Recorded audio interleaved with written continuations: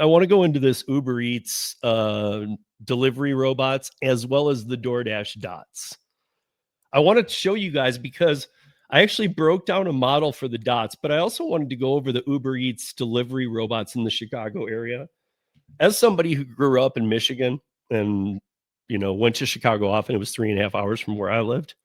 Had friends there, worked there many years through doing production, whatnot. Loved the city.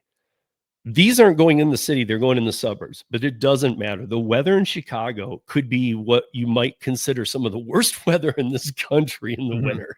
I don't care where you live. If you live in Fargo, if you live on the East Coast where the lake, even where the ocean to parts freezes, doesn't matter. Chicago is the Windy City, gets its name because of the lake effect, and it's brutal.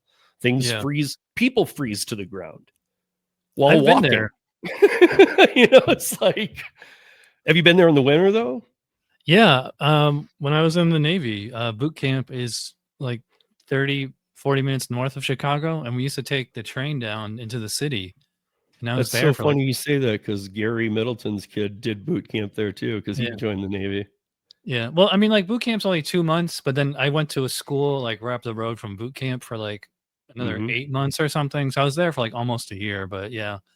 But so if you were there a year, Chicago in the winter is Chicago in the winter, dude. Like you see everybody in these like thick wool trench coats, and like dude, it gets pretty cold like that. It can be like cold like that here in Denver too, but there it's the wind too. And I was like, why is there being like the dorky trench coat? I know it's cold, but like, and now I get it. Like I'd go out even in like warm pants and what, it didn't matter. Like it's cold, man. But my point is these things aren't going to, I mean, like, first of all, I want to look at these because the mock-up I did was kind of on both. So this thing ain't going to make it in Chicago. Okay. I'm just telling you guys, like, I don't know if Chad can, but if you look at those wheels, I can see the freezing parts of even suburb Chicago going up into the axle above the wheel.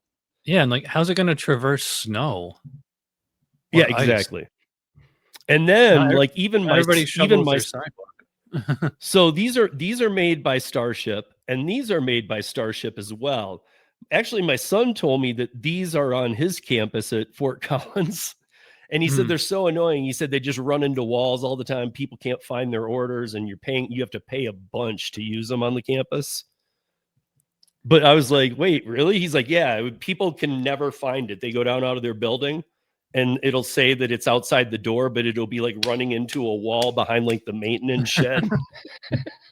I thought those were like controlled by humans, like somebody sitting in an office somewhere just watching it on a screen. Like, well, obviously they're lazy. Yeah, I don't know how those things work. Well, so okay, that's the lower end of the scale because I'm going to walk you through. I set up an example because we do the things based on pace. So I thought while Chad was here, let's talk about some delivery and how much this robot scale is. So the robot scale I'm going to show you, and what we'll go through is a 4-screen. It tells about it. Deployment of if in Denver, what would and basically what I was saying was I want, and it says a range, but it's 2 numbers. The first number that I'm going to that you'll see on each one of the items is this guy, or maybe even this guy as a little more. But then the top end number isn't like the top it could be. The top end number is what it cost for the new DoorDash. Is it called Dot? This guy. Looks like a baby carriage. Okay, so it took me a minute to figure out what I exactly thought of it because this thing weighs 350 pounds. It stands at 5 feet.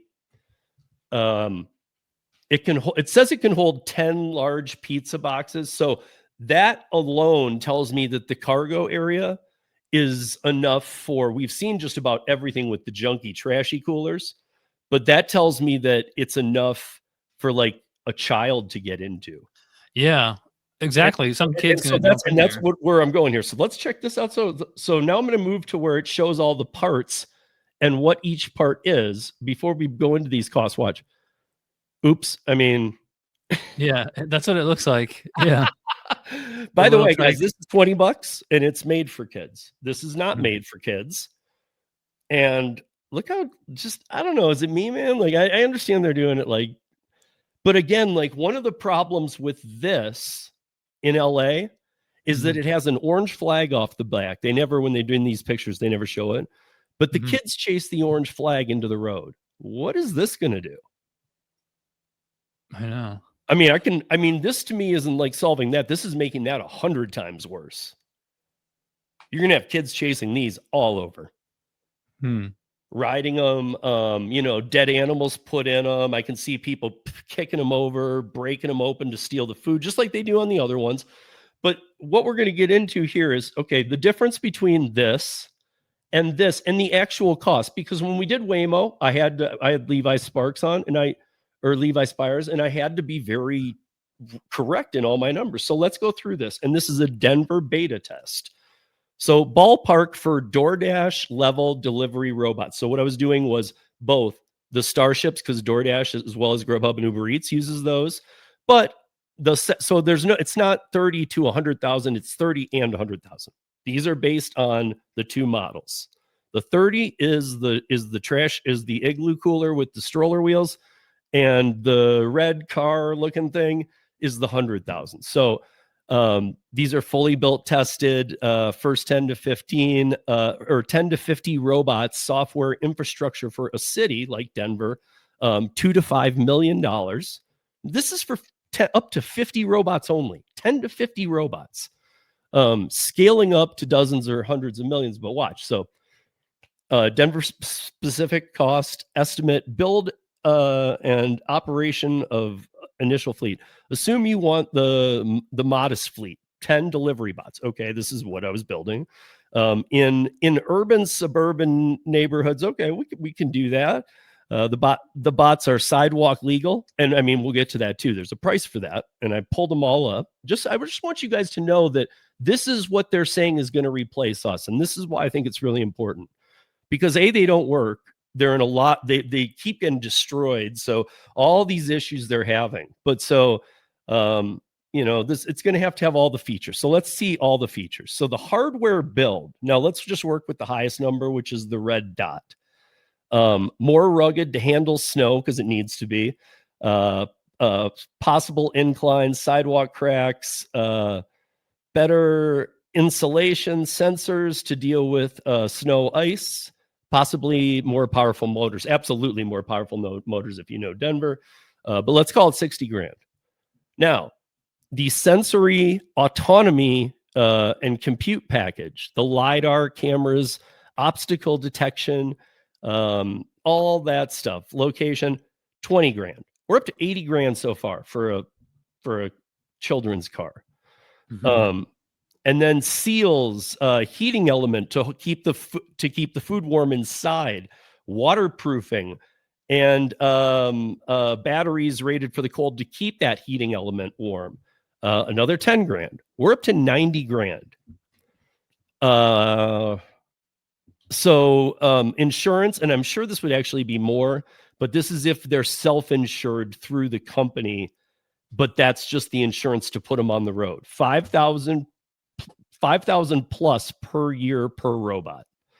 And then docking stations, 10,000 per docking station.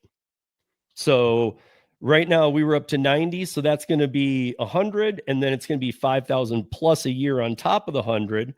And then the initial cost for the pilot fleet and that's when they just kind of like scope your city and map it and do that. And they're not doing any real deliveries. That would cost 200,000 for these, because these do go up to 20 miles per hour and can get on highways. I don't think they would let them here. They tell them where they can service. And then operations and maintenance, 5,000 plus per robot per year. I would say plus, because I think that the LiDARs die. People, I mean, how do you account for when somebody throws one of these in the river, which we have a bunch of, or takes one into the mountains like they were doing in California and leaving them in the woods? They have low jack on them. I mean, I guess the one thing about the red one is it's 350 pounds, but dude, two people can toss that in the back of a pickup truck easy.